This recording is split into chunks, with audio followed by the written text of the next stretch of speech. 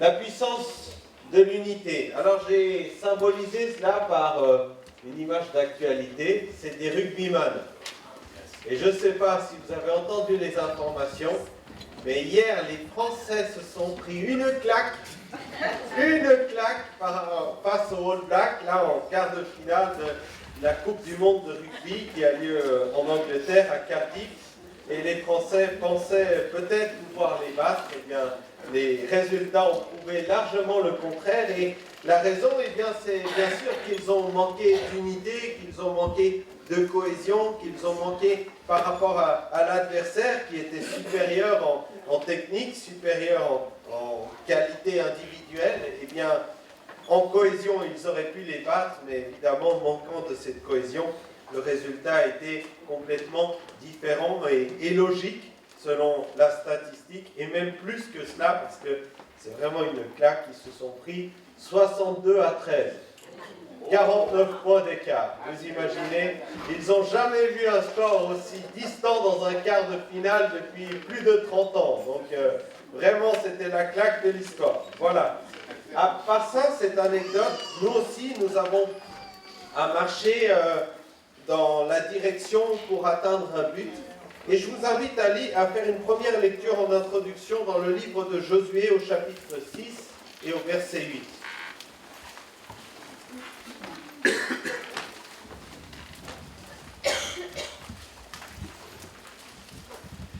Josué chapitre 6, verset 8.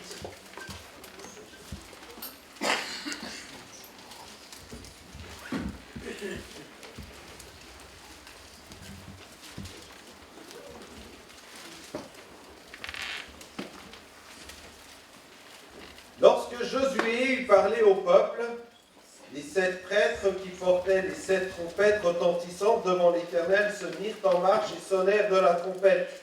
L'arche de l'Alliance allait à leur suite. Les hommes équipés marchaient devant les prêtres qui sonnaient de la trompette et l'arrière-garde suivait l'arche. Pendant la marche, on sonnait de la trompette. Josué avait donné cet ordre au peuple. Vous ne crierez pas, vous ne ferez pas entendre vos voix, et il ne sortira pas un mot de votre bouche, jusqu'au jour où je vous dirai, poussez des cris, alors vous pousserez des cris. L'arche de l'Éternel fit le tour de la ville et fit une fois le tour, puis on rentra dans le camp et l'on y passa la nuit. On sait que ça va être répété 7 jours de suite, et puis au 7e jour, ils vont faire 7 fois le tour, selon l'ordre de l'Éternel. Et au moment où les trompettes vont se mettre à sonner, mais surtout au moment où Josué va dire « pousser des cris », à ce moment-là, le peuple va pousser de nombreux cris, et la puissance de cette parole va faire tomber les murailles. Non, Dieu va faire tomber les murailles, mais parce qu'il y a une obéissance, il y a une cohésion. C'est particulier cet ordre de mission, cet ordre-là de se taire pendant 7 jours, de se taire, de ne pas essayer d'entraîner, de motiver les foules. Voilà, au rugby, on pousse des cris au départ, il y a chaque équipe là qui fait, même les All Blacks, les adversaires des Français sont réputés pour faire une danse là particulière, pour entraîner, galvaniser les forces, se préparer au combat. Et les cris de guerre étaient des choses qui se développaient, mais là il est demandé à ce peuple, face à cette muraille imprenable, face à cet édifice, cette entrée dans le pays de Canaan, cette première énorme difficulté devant eux, de se tenir dans le silence, mais dans l'unité tous ensemble. De se tenir dans l'obéissance et d'attendre que ce soit le chef, entre guillemets, Josué, par ordre de Dieu, qui leur dise de pousser des cris. Bien sûr, ce n'est pas leur voix qui a fait tomber les murailles, mais c'est bien la puissance de Dieu qui a été avec eux. Mais c'est parce qu'ils ont fait un avec l'arche de l'Alliance qui marchait devant, un avec les sacrificateurs et les trompettes, un en tant que corps, qu'ils ont pu remporter la victoire. juste après, lorsqu'ils vont faire une division, entre guillemets, pour aller un petit groupe prendre la ville d'Aï, eh bien, ça va être une autre difficulté. Ils ont perdu l'unité qui était la leur, l'unité du peuple de Dieu. Et je crois qu'il y a une puissance, qu'il y a une direction, qu'il y a une œuvre de Dieu qui se fait dans l'unité, dans le rassemblement, dans la communion fraternelle, dans la perspective. Et c'est ce qu'on va essayer de développer un peu ce matin. Je vous invite à faire une seconde lecture dans le livre des Actes, au chapitre 4, verset 32. Acte 4, 32. Il y a aussi l'affiché sur l'écran, mais si vous voulez le suivre dans la Bible, pas de problème, bien au contraire.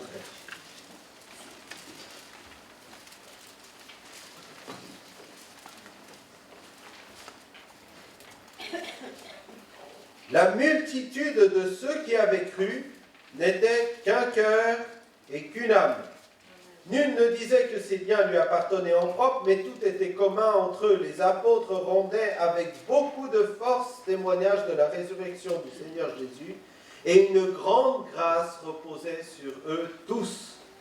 Car il n'y avait parmi eux aucun indigent, tous ceux qui possédaient des champs ou des maisons les vendaient, apportaient le prix de ce qu'ils avaient vendu et les déposaient aux pieds des apôtres, et l'on faisait des distributions à chacun selon ce qu'il en avait besoin. La multitude, différence de génération, différence de culture, différence d'origine, différence de rang social, la multitude ne faisait qu'un seul cœur, qu'une seule âme. Et c'est parce qu'il en était ainsi que justement Dieu accomplissait de grands prodiges. Les apôtres rendaient avec beaucoup de force témoignage de la résurrection du Seigneur, et une grande grâce reposait sur nous tous.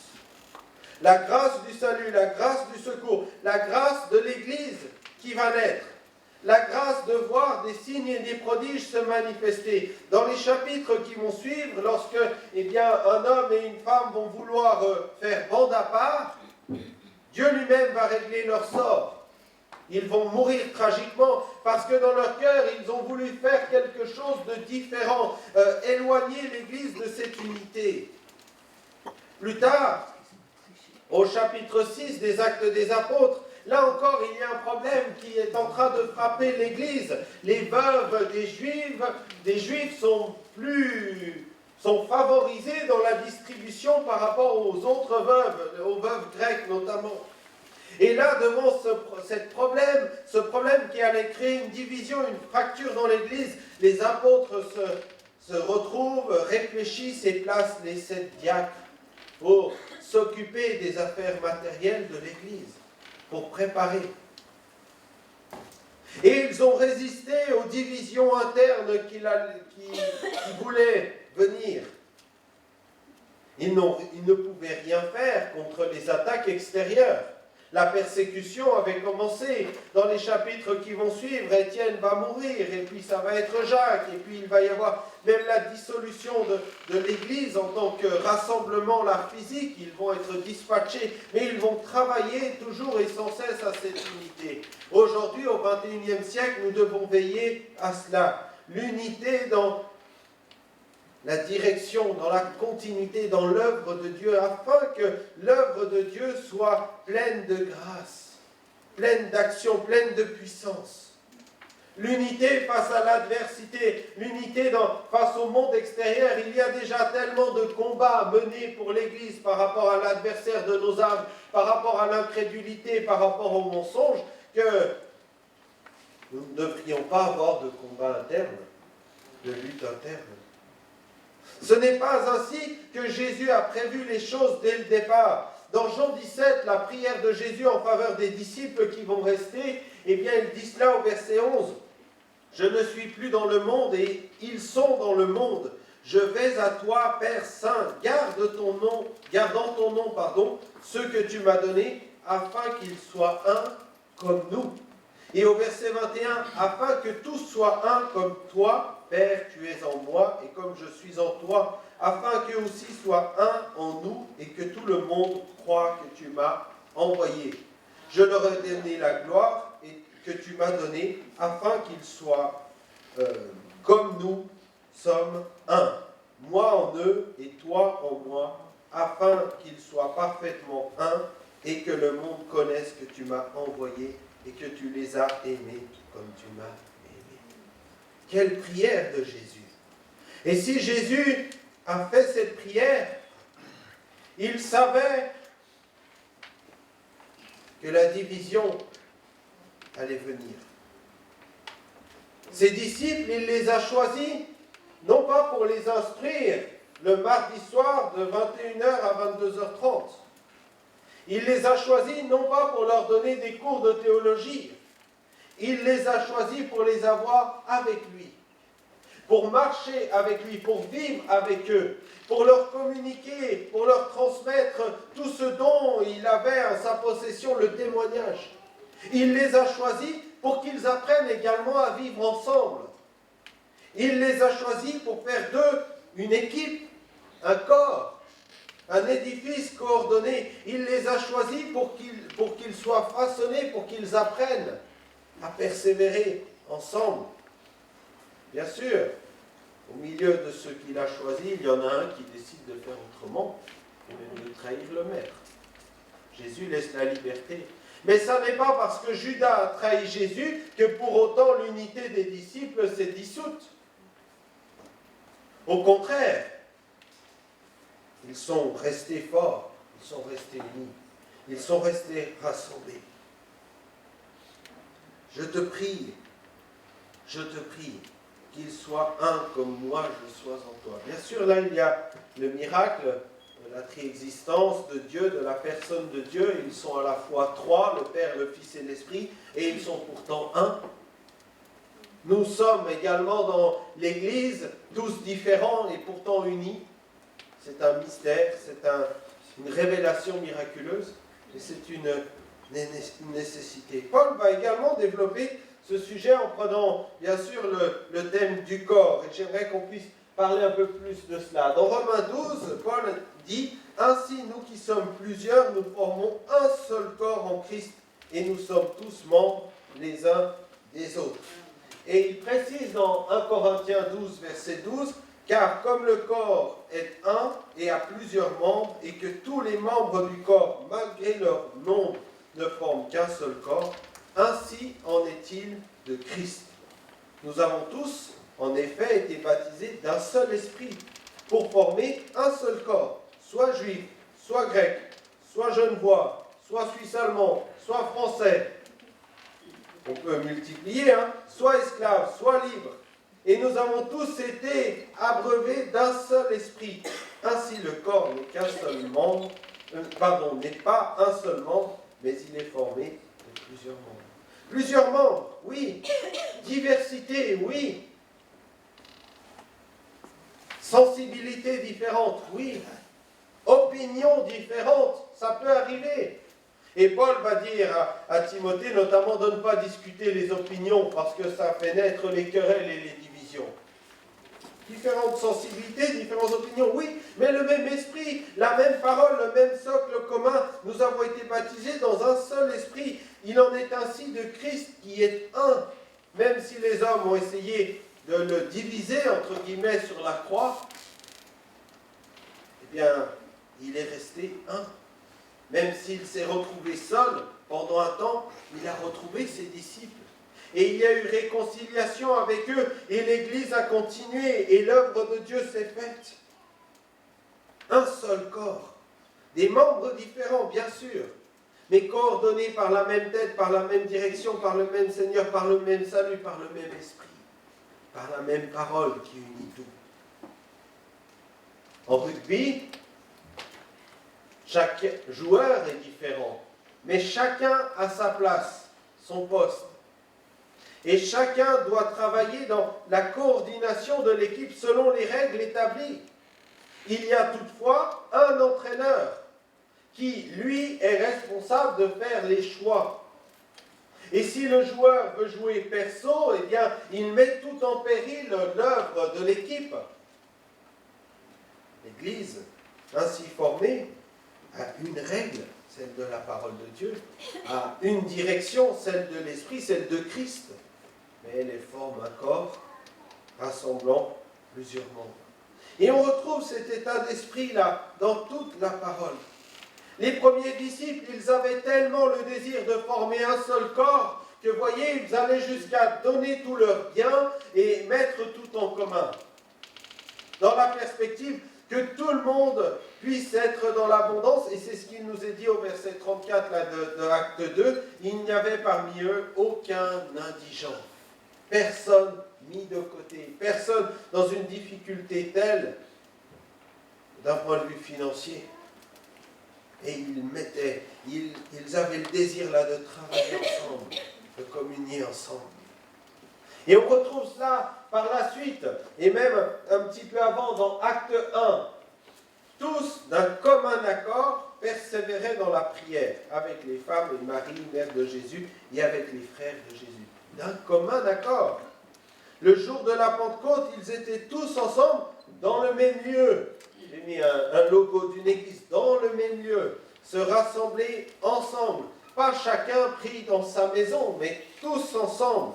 Parce qu'il y a la force dans justement l'unité, dans le rassemblement de la prière. Et on lit même après dans Acte 5, beaucoup de miracles et de prodiges se faisaient au milieu du peuple par la main des apôtres. Ils se tenaient tous ensemble au portique de Salomon. Ensemble.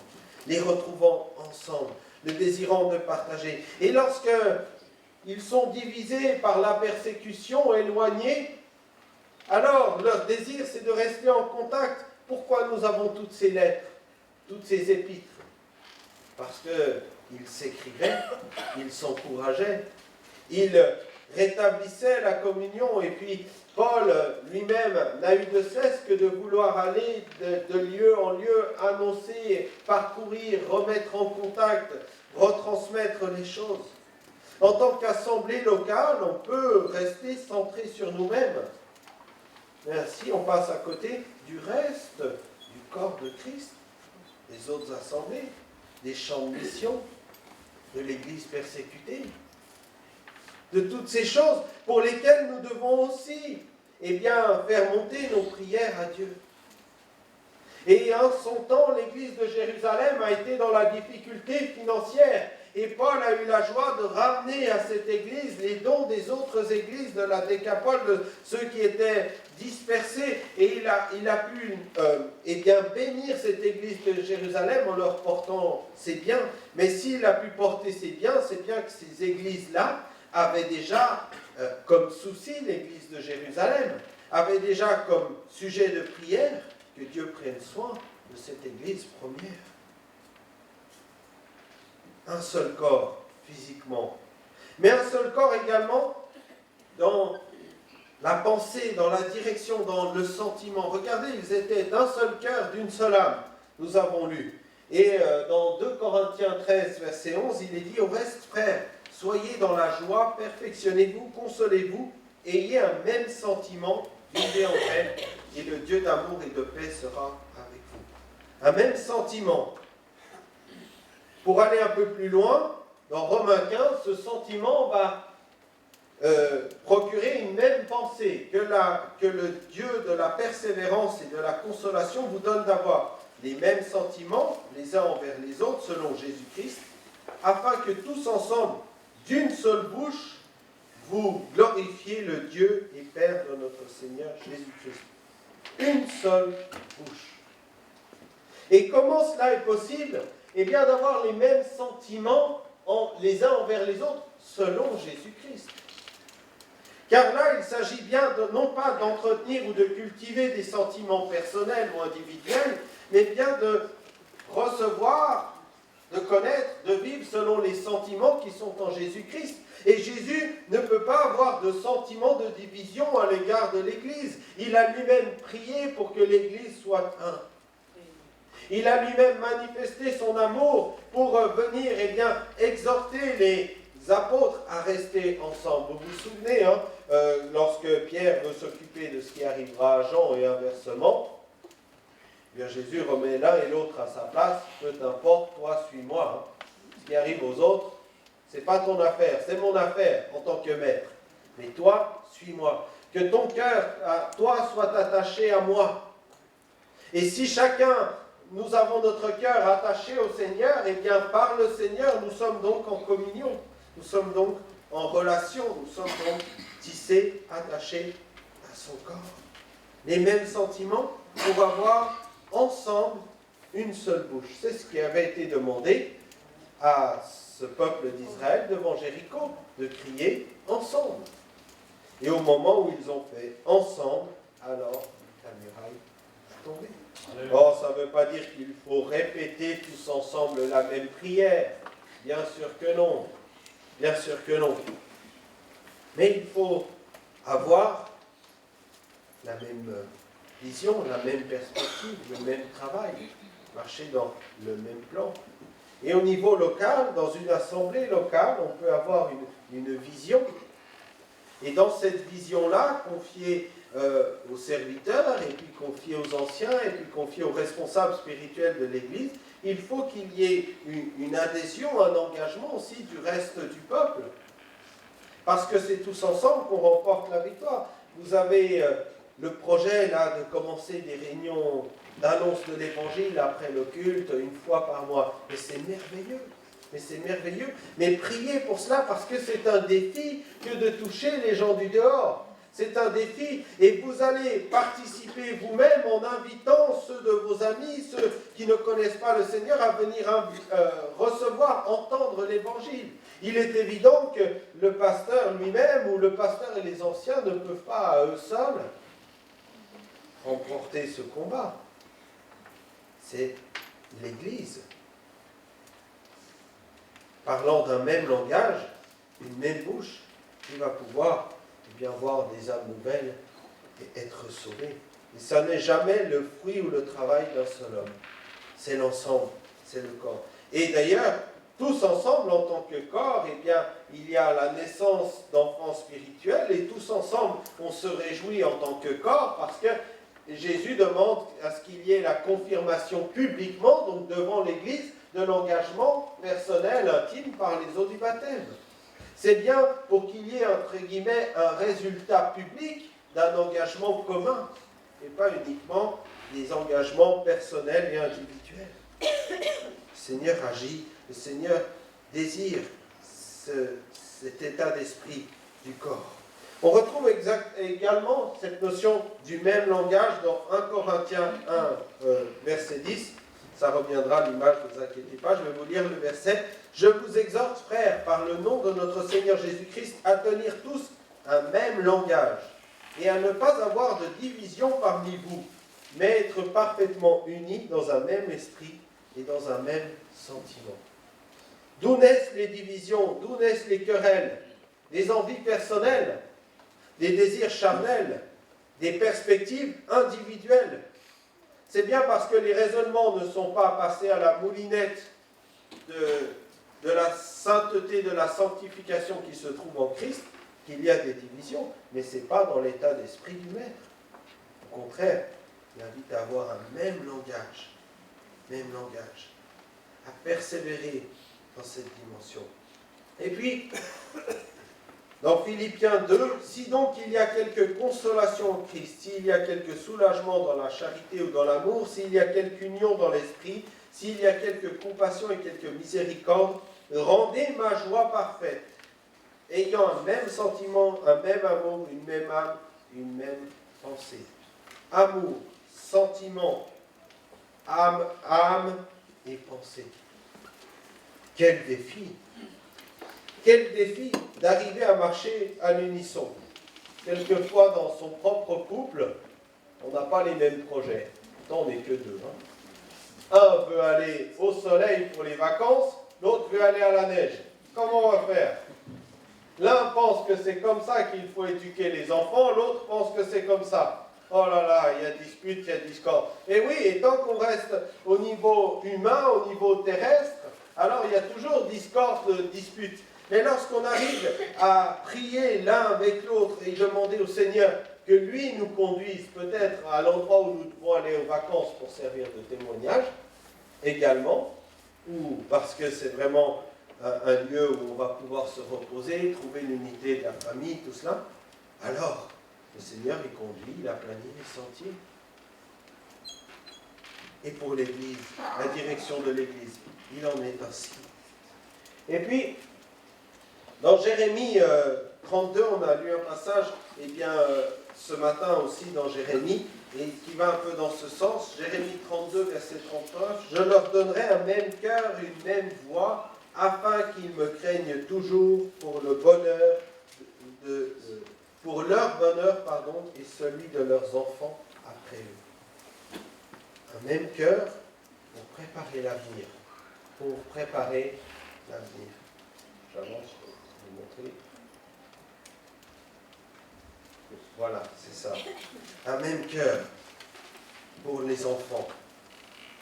Et j'aimerais encore aller à un stade supérieur, qui est celui, bien sûr, de l'esprit, de la communion de l'esprit. Et ça, on retrouve dans Philippiens 1, verset 27. « Seulement, conduisez-vous d'une manière digne de l'évangile de Christ. » Voilà où la barre est située selon l'apôtre Paul. L'évangile de Christ. L'esprit de l'évangile, l'état d'esprit de l'évangile.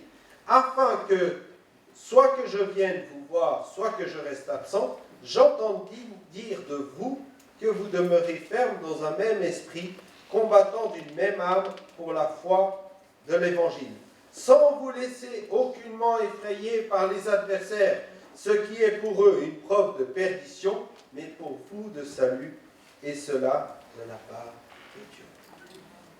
L'adversaire souhaite effrayer, souhaite diviser, souhaite apeurer, souhaite que la querelle naisse. C'est une œuvre de l'adversaire, c'est une œuvre de la chair, c'est une œuvre d'ici-bas. Il suffit de voir ce monde pour connaître la confusion qu'il est capable de semer. Confusion entre les religions, entre les hommes, entre les cultures. Confusion totale. Et depuis Babylone, règne dans ce monde la confusion absolue. Mais il n'en est pas ainsi de l'évangile, de l'esprit de l'évangile. Ici, il est question de combattre d'une même âme par la foi de l'évangile. Et cet évangile, c'est l'annonce de Jésus, c'est l'annonce du salut, c'est l'annonce de la grâce, c'est l'annonce qu'il est possible de pardonner, qu'il est possible de vivre ensemble même si nous sommes différents, qu'il est possible d'être unis par cet amour divin, ce liant, cet attelage, ce ciment qui est capable de rassembler deux pierres disparates complètement. Vous savez que lorsqu'on veut acheter de la colle, il faut savoir ce qu'on veut coller. On ne va pas utiliser la même colle pour coller du métal et du métal, du bois et du métal, du bois et du bois. Et si vous prenez de la colle à bois qui marche très bien pour le bois, pour coller votre bout de plastique sur le métal, ça ne tiendra jamais. Et puis après, il existe des colles universelles. Alors qui ne collent pas vraiment rien du tout. Ou qui collent un peu tout. Mais l'assemblage n'est pas ferme, n'est pas fort. Ça serait l'école de nature humaine, les sentiments, la perspective humaine. Ah, on veut rassembler tout le monde derrière une cause commune, derrière une perspective commune. Mais ce sont des cols de la fabrication de l'homme. Elles ne peuvent pas tout coller, c'est impossible. Et même les cols que, vous savez, ni clou ni vis, là, vous pouvez, quand vous déménagez, décoller, puis ça ne laisse pas de marque. Ben, je vous mets au défi de ne pas laisser de marque. Soit c'est une vraie colle et puis vous laissez la marque, soit c'est pas une bonne colle et ça tombe tout le temps. Mais de quelle colle, de quel liant voulons-nous être? Si nous sommes du liant de la colle de Jésus-Christ, alors là, il est capable de coller des éléments complètement différents d'apparence et pourtant d'une manière indélébile, éternelle. Rassembler tout auprès d'un seul peuple. Et cela par la manière digne de l'évangile de Christ. Conduisez-vous d'une manière digne de l'évangile de Christ. Souvent, on peut se dire, même si on n'arrive jamais à répondre parfaitement, mais qu'est-ce que Jésus aurait fait à ma place, dans telle ou dans telle situation? Or, bien sûr, nous ne sommes pas le maître, mais quand même, quelquefois la question mérite de nous être posée. Et chacun répondrait dans son propre cœur. De quelle manière? Quelle est la volonté? Quelle est la direction de l'Évangile? Oh, face à ce monde-là qui va à sa perte, dans quel état d'esprit je vais aller à leur rencontre? Je vais aller leur parler de Jésus.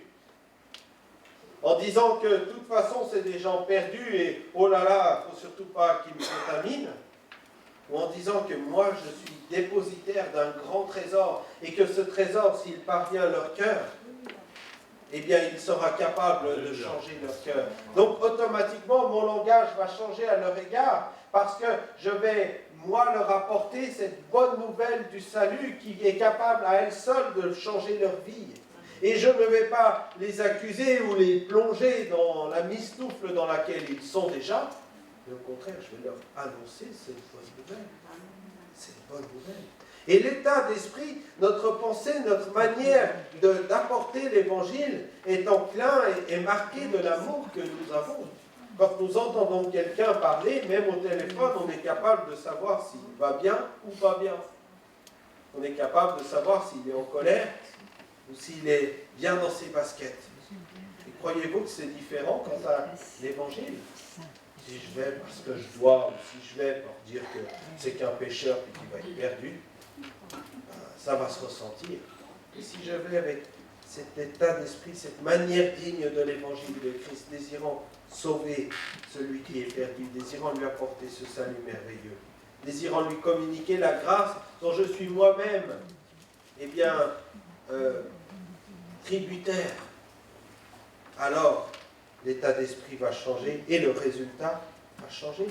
Pourquoi l'Église au départ a été tellement conquérante? Eh bien parce qu'ils ont su être tous unis. J'aimerais conclure avec ce passage d'Éphésiens, chapitre 4, verset 1. Je vous exhorte donc, moi le prisonnier dans le Seigneur, à marcher d'une manière digne de la vocation qui vous a été adressée. Là encore, il fait référence à la dignité de cette vocation, à cette élection spirituelle merveilleuse. Et combien de fois Paul va régler les conflits dans les églises en élevant l'église à la dignité des enfants de Dieu, en rappelant à chacun et à chacune qu'ils sont dépendants de la grâce du Seigneur, mais qu'ils sont aussi appelés à être enfants de Dieu avec l'honneur et avec la responsabilité qu'il incombe au titre d'enfant de Dieu. Parce que s'il y a honneur, il y a aussi responsabilité. Il y a aussi engagement. Il y a aussi mandat de Jésus pour cette vie, afin qu'il soit un témoin, un ambassadeur de Christ, portant la parole que Christ a voulu. Et Paul règle bien souvent ces divisions, ces conflits, en élevant chacun à revenir personnellement à Jésus-Christ. Et là, il le fait, à marcher d'une manière digne de la vocation qu'il vous a adressée. Verset 2, en toute humilité et douceur, avec patience, vous supportant les uns les autres avec charité, vous efforçant de conserver l'unité de l'esprit par le lien de la paix. Il y a un seul corps et un seul esprit. Comme aussi vous avez été appelés à une seule espérance par votre vocation. Et il y a un seul Seigneur, une seule foi, un seul baptême, un seul Dieu et Père de tous, qui est au-dessus de tous et parmi tous et en tous. Amen. Hier, avec la jeunesse, nous parlions de Daniel, ce jeune homme qui, même là, ayant reçu la révélation de ce qui allait arriver, la révélation du songe de Nebuchadnezzar, ne va pas aller lui-même dire « ça y est, j'ai eu », il va humblement se présenter à son supérieur pour lui dire « est-ce que je peux parler au roi ?» Et c'est parce qu'il avait ce cœur d'humilité, ce cœur du serviteur, que eh bien, son supérieur a accepté de mettre en péril sa vie pour qu'il puisse lui-même parler au roi. Et lorsqu'il arrive vers le roi, il ne dit pas « j'ai reçu », il dit « le Dieu que je sers veut te parler à toi.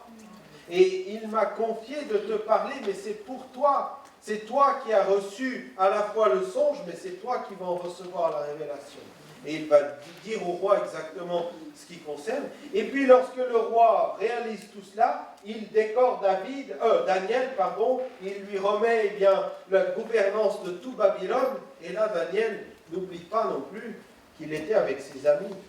Shadrach, Meshach et Abednego, c'est leur nom par lesquels on les connaît le plus, mais c'est les noms babyloniens qui leur a été donnés. Et il se souvient qu'il a prié avec eux.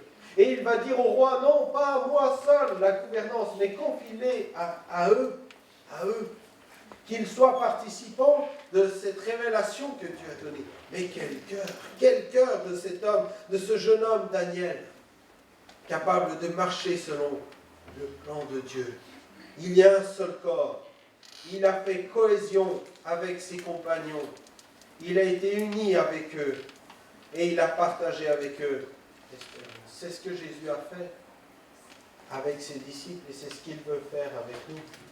Il ne veut pas se détacher de nous, mais il veut être attaché à nous pour nous donner en son temps l'héritage merveilleux qu'il a déjà reçu, lui, auprès du Père. Il a déjà le nom qui est au-dessus de tout nom. Il a déjà ce mandat. Il est lui-même le roi des rois, le Seigneur des seigneurs. Mais cet héritage divin, il veut nous le partager. Il veut faire corps avec nous dans le combat, mais également dans la récompense de ce combat pour nous conduire jusqu'à la félicité céleste. C'est la destination des enfants de Dieu. C'est l'œuvre du Seigneur Jésus. Alors, voulons-nous, ou pour être plus précis, veux-tu? Parce que c'est chacun qui peut y répondre personnellement. Veux-tu participer avec Christ, participer avec l'Église, prolongement physique de l'œuvre de Christ sur la terre? Veux-tu participer à la gloire de son retour, à l'avancement de son œuvre? Eh bien, marche, mon frère, ma sœur, d'un seul corps, d'un seul esprit.